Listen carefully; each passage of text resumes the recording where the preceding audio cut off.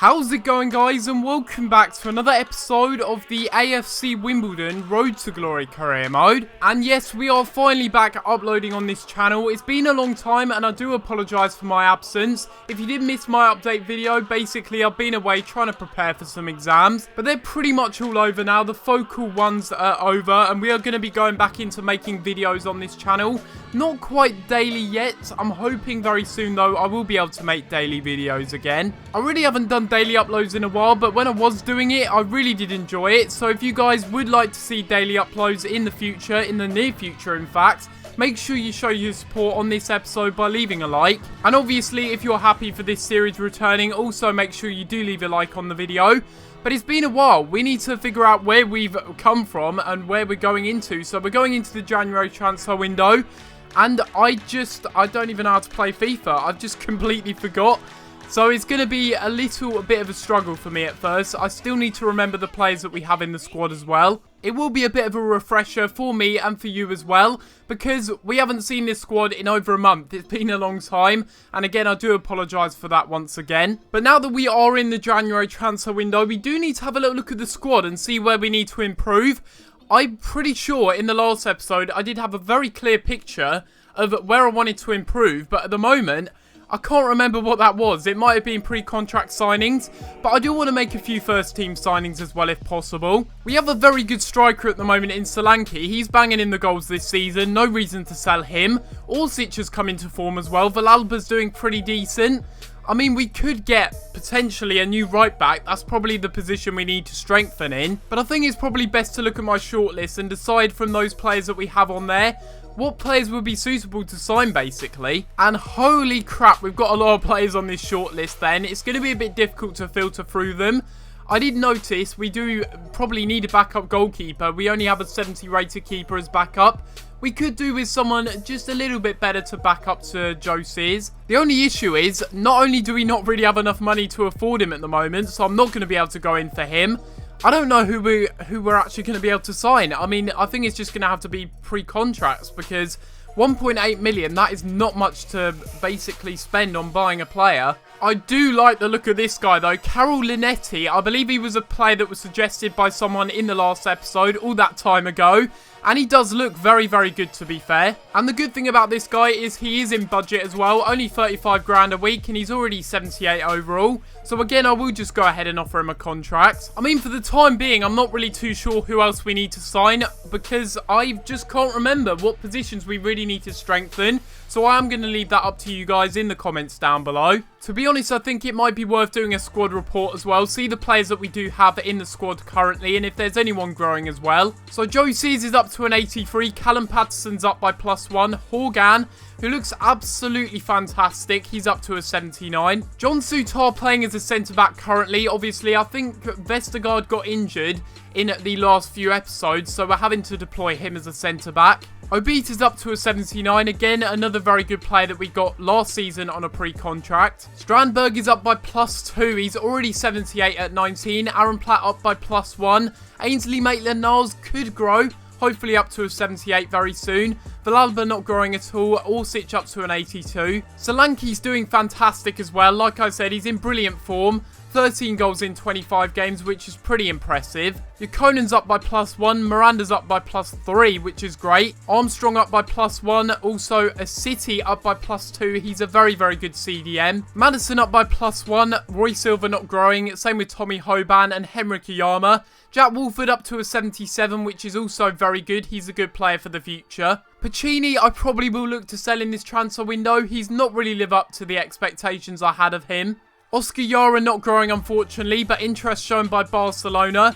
Joe Roberts up by +2. Miguel de Mesquites up by +2. And I believe the rest of these players are just random. Yeah, they're just random youth players, so we will just go through them quickly. We've got a lot of players in here that we've had since the beginning of this career mode, such as Billy King and Matthew Grimes. They're not really growing anymore, so it would be worth moving them on if we get the right offer for them. And it's good news as well to see that Vestergaard will be back in 2 weeks from his broken ankle injury.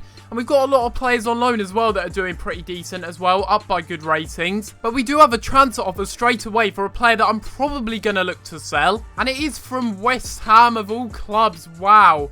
They've come in for Tom Lockyer. They've offered his valuation. I'm going to try and squeeze a tiny bit more out of them if possible. 2.3 million. He is only 25 and he could still grow, so I think we could get that out of West Ham. But we do have the first game of the episode now. It will be against Sunderland.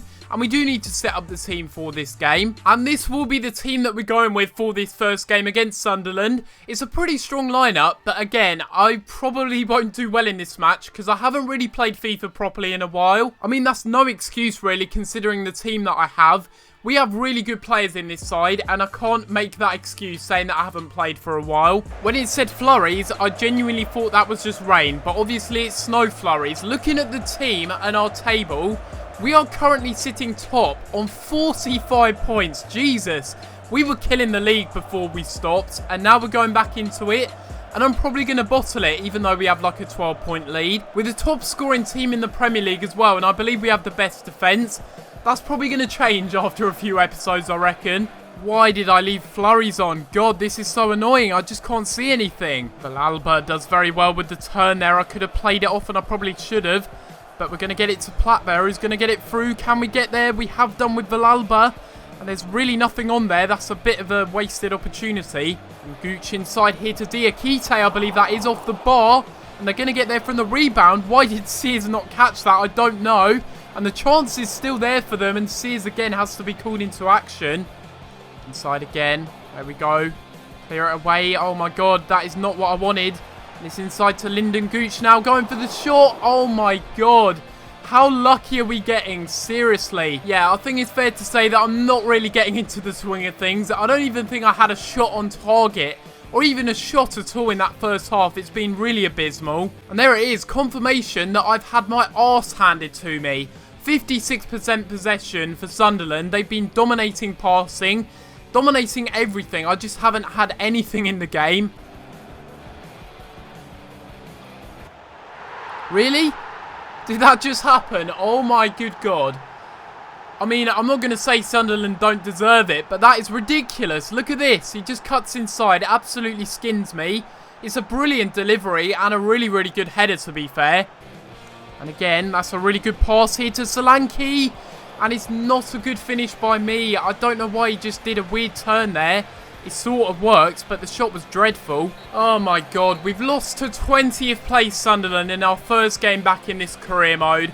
That really isn't good, is it? I mean, we do have a massive gap at the top of the table, so there is a bit of room for error, but still. It's 20th place. Come on now. We can't be losing this game. That's a very disappointing result. We should have done a lot better in that game. But that's just how it is. We just got to deal with it.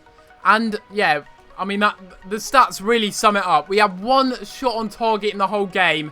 And it was a half chance. That's got to improve. That's just not good enough. And I guess that's what happens when you don't play FIFA for a whole month. That's just what happens. You just get out of the rhythm of things. And you forget how to win. But we do have a transfer offer for Joe Sears. I will be rejecting this one. I have no intention of selling him. And we also have some more transfer offers as well. And it's going to be for a few players that I'm looking to sell. Not Mark McLeod though. I am going to reject that one because I don't really want to sell him. We do have an offer though on a 1-year loan for Oscar Yara. And I think this would probably be beneficial for his growth. Because he is a bit stunted in his growth. So if I loan him out then recall him, that probably should fix him. And we also have a loan offer for Miguel Demasquitez. Again, it's from Scunthorpe this time. And I will accept this. Because he's probably going to get more game time out at Scunthorpe. And we already have a pre-contract offer accepted for Carol Linetti.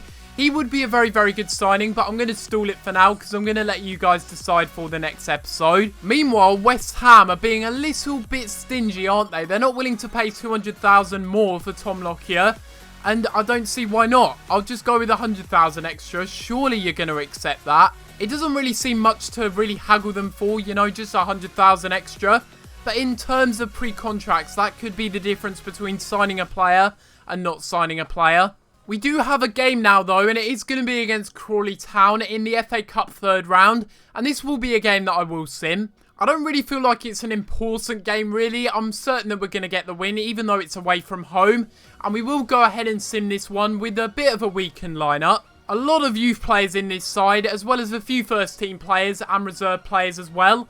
And we do end up getting a 3-1 win, Armstrong getting 2 goals, and also Mark McLeod getting 1 as well. I mean, despite the fact that we lost that last game against Sunderland, which was our first loss of the season, we're still 10 points ahead of Spurs in second place, and we're facing them in the next game. So if we get a win against them, we've pretty much already got the title wrapped up. Having said that though, that 10-point lead at the top probably doesn't mean anything whatsoever, especially the way that I played against Sunderland. If that's anything to go by in this game, we're really not going to stand a chance. Spurs winning this game is a must though, and if they don't get anything other than a win, that's going to be a bit damaging really in their title hopes.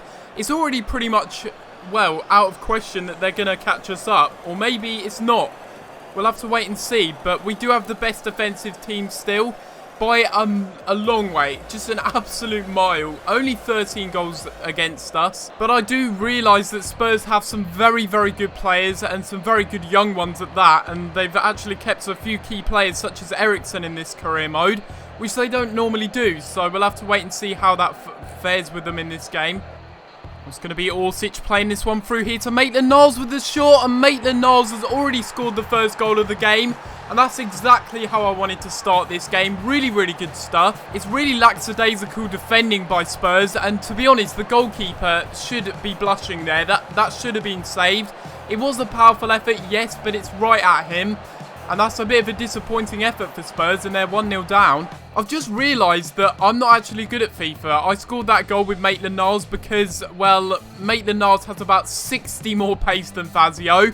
Fazio is basically just a shit Mertesacker, in other words. Now it's forward to Mislav Orsic once more, and we're going to play this one again. And it's through to Maitland-Niles, who's going to cause a bit of trouble for the defence. And it's Danny Rose that goes sliding in, trying to cover for Fazio, and once again it's down that right side that we do cause trouble, and hopefully Solanke can score this one. We're going to go top left, and yeah, what do you know, it's saved.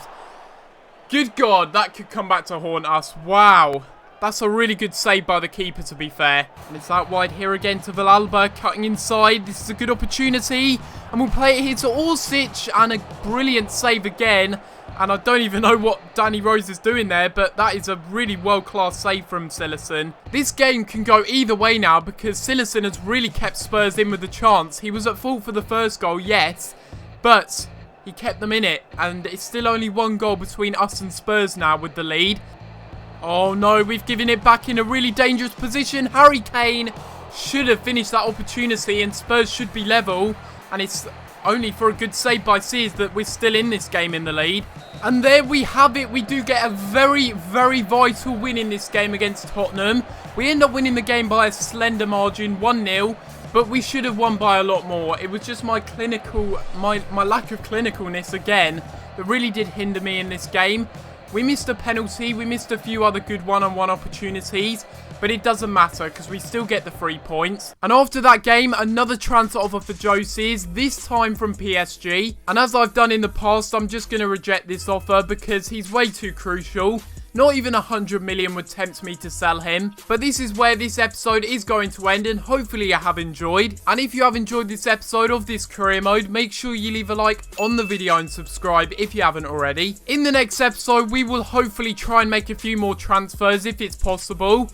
I have seen in the news section that Toby Alderweireld wants to leave Spurs, which is a massive, massive thing.